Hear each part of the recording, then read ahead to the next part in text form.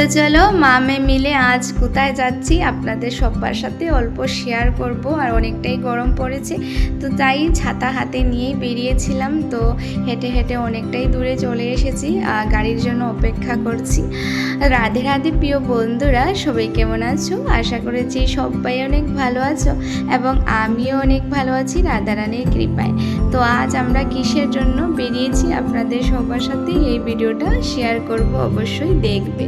তো ফাইনালি আমাদের এখান থেকে চলে এসেছি কাটলিচোড়া বাজারে। আর বাজারের কিছু কেনাকাটা ছিল, তো সেগুলো কমপ্লিট করে আমরা গাড়িতে বসে গেলাম মামে মিলে।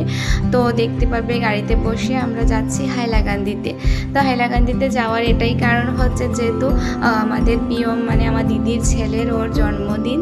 তো তাই মা বলছিলেন চলো আমরা অল্প সময়ের জন্য গিয়ে তারপর বিকেলবেলা আবারও চলে আসবো। তো ওর যেহেতু জন্মদিন, তাই ছোট্ট একটি কেকও নিয়েছিলাম আর মা ওর জন্য মানে নতুন কাপড়ও নিয়েছিলেন। তো এই ভিডিওটা ছিল ওর জন্মদিনের, তাই ভাবলাম অল্প আপনাদের সবার সাথে শেয়ার করি। আর এই যে ছোটোখাটো ভিডিও করে রেখে মানে এটা স্মৃতি হয়ে থাকে। তারপর কি আমরা চলে এসেছি হাইলাকান্দির মধ্যে। আর এখানে টুকটুকে বসে এখন যাব মিষ্টির দোকানে। তো মা সেখান থেকে কিছুটা মিষ্টি কেনাকাটা করবেন এবং আমি চলে যাব কেক কেনার জন্য। তো এই ভিডিওটা পুরোপুরি দেখবে। আর তারপর বিকেলবেলা আমরা সেখান থেকে চলে এসেছিলাম ঘরে। তো দেখতে পারবে এখানে মা চলে গেলেন মিষ্টির দোকানে। তো উনি মিষ্টিগুলো কিনে চলে এসেছেন আর আমি চলে গিয়েছিলাম মানে কেকের দোকানে। তো অল্প ভিডিওগুলো করলাম। তো সেখান থেকে কেকটা নিয়ে আবারও টুকটুকে বসে আমরা যাচ্ছি দিদির ঘরে। তো এই যে দিদির ঘরে যাওয়ার রাস্তাগুলো খুবই সুন্দর, এখানে ঠাকুরের মন্দিরও পাওয়া যায়।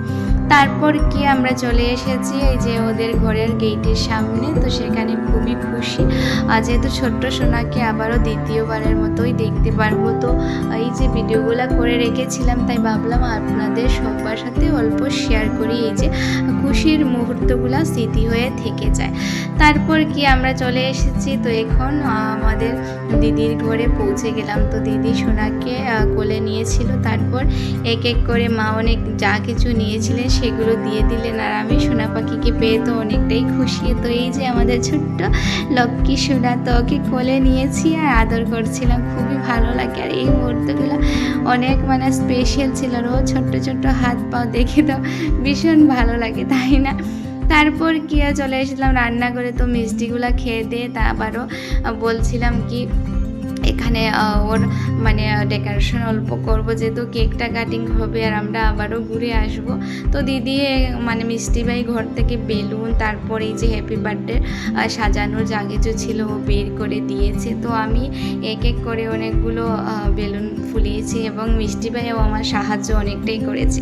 তো ফাইনালি ওদের ওই যে সুন্দর করে সাজানো হয়েছে এই জায়গাতে, যেহেতু ওরা সবাই একসাথে বসবে, ছোট্ট সোনাও রয়েছে। তো অল্প সময়ের ছোট্ট একটু আয়োজন। তো দেখতে পাবে এখানে খুবই সুন্দর করে সাজানো হয়ে গিয়েছে।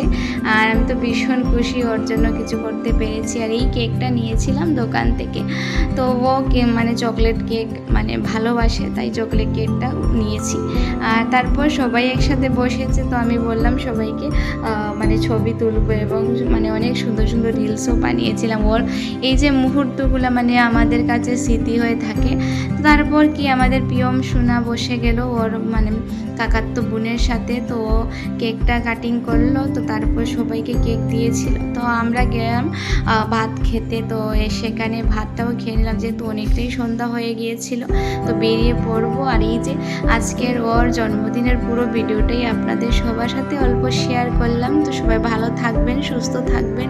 আর ছোটোখাটো ভিডিও দেখার জন্য আমার পাশে থাকবেন, অবশ্যই শেয়ার করবো। তো আজকের জন্য অতটুকু ছিল। টাটা সবাইকে, রাধে রাধে।